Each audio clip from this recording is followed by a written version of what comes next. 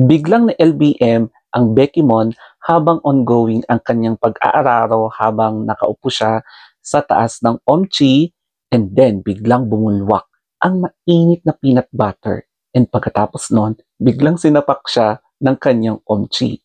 Pero warning, medyo dirty ang kabaklaan storytime natin ngayon, kaya sana hindi kayo kumakain. And this is a real life story. True story po to. So, nangyari to way back pa. Eto na yung story time. So, nagkayayaan ang mga Beckymon na magnomo since weekends yon. Walang trabaho kinabukasan. And then, nasa inuman na sila. Syempre, merong mga acquaintances ng mga Omchi.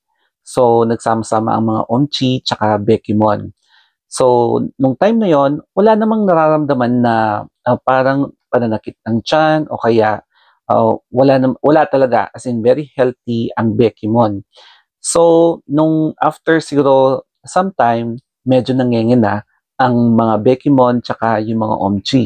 So, kanya-kanya ng mga harvat ang mga Beckymon tsaka Omchi, no? So, depende na lang kung saan kayo mag-place, either bahay ng Omchi, bahay ng Beckymon, o kaya outdoors. So, itong Beckymon na to, tsaka Omchi, nag-agree sila na doon siya pupunta sa place ng Omchi.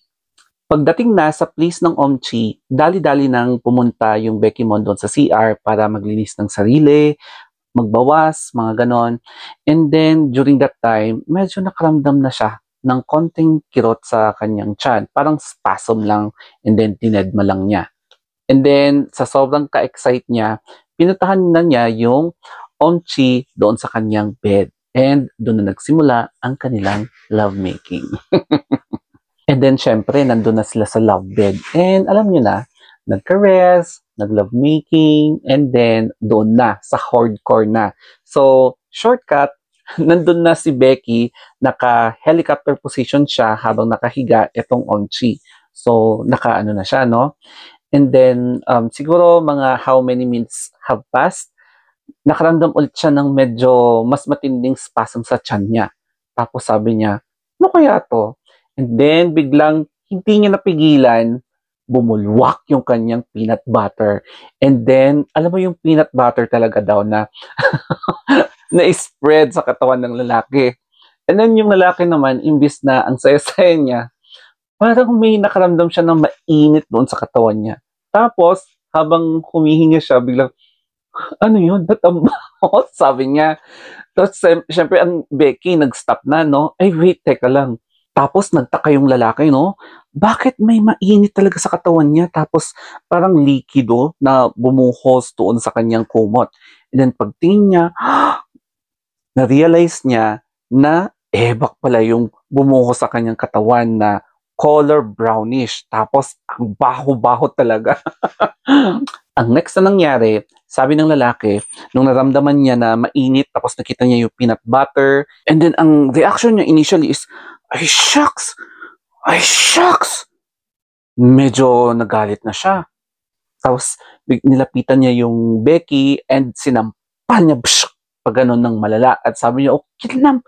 Sabi niya, and then pinunasan niya yung sarili niya doon sa bedsheet. Pinunas niya, and then dali-daling pumunta sa CR para maglinis yung lalaki.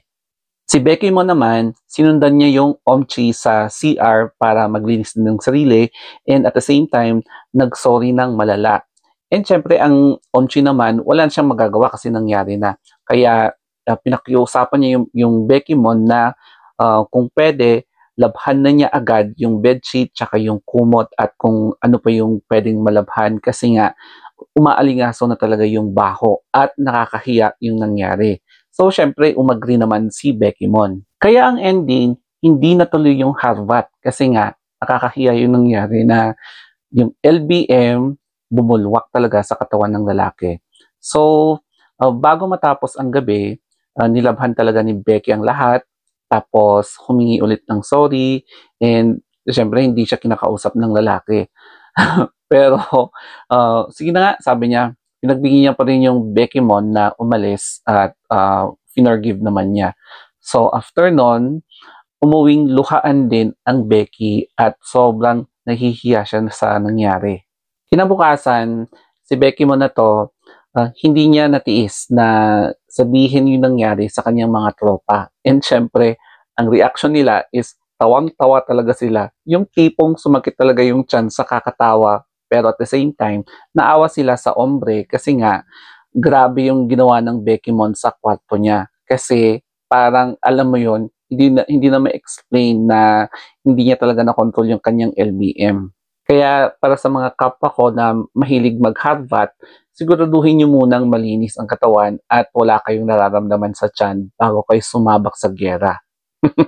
So, yun lang po yung story time. Kaya if you want more kabaklaan story time, just comment below para at least makarelate kayo if ever man na similar yung nangyari din sa inyo katulad nito na na LBM habang nagkikipagkarat.